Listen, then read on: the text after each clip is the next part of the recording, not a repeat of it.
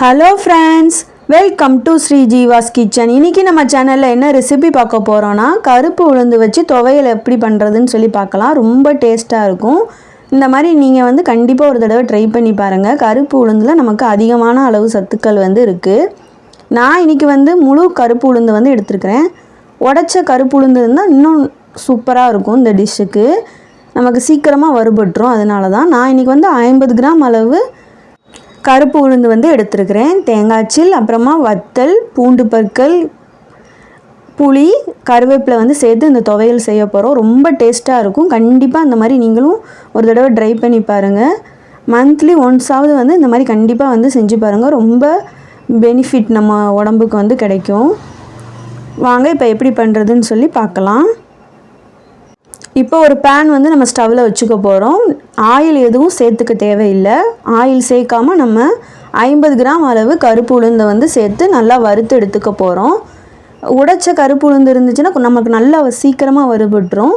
இது முழு உளுந்துன்றதுனால நல்லா வறுத்து எடுத்துக்கணும். அப்படி இல்லைன்னா அந்த பச்சை ஸ்மெல் நமக்கு வரும்.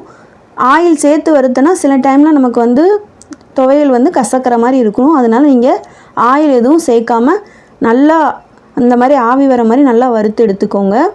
நமக்கு வறுக்கும் போதே இந்த உளுந்தோட வாசனை நல்லா வரும்.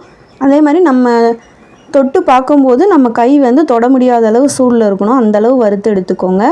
இப்போ இதை ஒரு பவுலில் மாற்றிக்கலாம். அதுக்கப்புறமா 1 டீஸ்பூன் அளவு ஆயில் சேர்த்துருக்கேன். தேங்காய் உள்ளே சேர்த்துக்கலாம். தேங்காய் நான் ஒரு சின்ன சில்லு அளவு தான் சேர்த்துருக்கிறேன். வத்தல் 3 வத்தல் சேர்த்துருக்கிறேன். பூண்டு பற்கள் ஒரு சின்ன பல்லாக 7லேருந்து 8 பல் சேர்த்துருக்குறேன். புளி நம்ம தேவைக்கேற்ப சேர்த்துக்கலாம். நான் இன்றைக்கி ஒரு 2 சின்ன நெல்லிக்காய் அளவுக்கு நான் சேர்த்துருக்கேன். கருவேப்பிலை ஒரு கொத்து அளவு சேர்த்துக்கலாம். இப்போ இதை லைட்டாக கலர் சேஞ்ச் ஆகிற மணிக்கு வறுத்து எடுத்துக்க போகிறோம். கருக விட்டுறாதீங்க. லைட்டாக கலர் சேஞ்ச் ஆகி வந்தால் போதும்.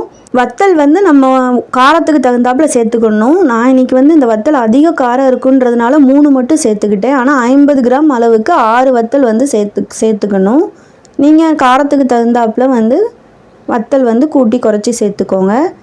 இப்போ இது ஆறுனதுக்கப்புறமா மிக்ஸி ஜாரில் சேர்த்துட்டு தேவையான அளவு மட்டும் உப்பு சேர்த்து இதை ஃபஸ்ட்டு தண்ணி ஊற்றாமல் கொரப்பாக அரைச்சி எடுத்துக்க போகிறோம். பாருங்கள், இந்த மாதிரி கொரப்பாக அரைச்சி எடுத்ததுக்கப்புறமா தேவையான அளவு தண்ணி சேர்த்து அரைச்சி எடுத்துக்கிட்டிங்கன்னா சூப்பரான கருப்பு உளுந்து கார துவையல் ரெடி ஆயிரும். இப்போ இதுக்கு சின்னதாக ஒரு தாளிப்பு கொடுத்து எடுத்துக்க போகிறோம். 1 டீஸ்பூன் ஆயிலில் கடுகு, உளுந்து, கருவேப்பிலை சேர்த்து தாளித்து இந்த துவையலில் சேர்த்துக்கிட்டால் சூப்பராக இருக்கும். கண்டிப்பாக நீங்களும் ஒரு தடவை ட்ரை பண்ணி பாருங்கள். இது இட்லி, தோசை, அப்புறம் நம்ம கஞ்சி, அப்புறமா சாதத்துக்கெலாம் ரொம்ப டேஸ்ட்டாக இருக்கும். இந்த வீடியோ பிடிச்சிருந்தால் லைக் பண்ணுங்கள். இது வரைக்கும் நம்ம சேனலை சப்ஸ்கிரைப் பண்ணாதவங்க சப்ஸ்கிரைப் பண்ணி வச்சுக்கோங்க.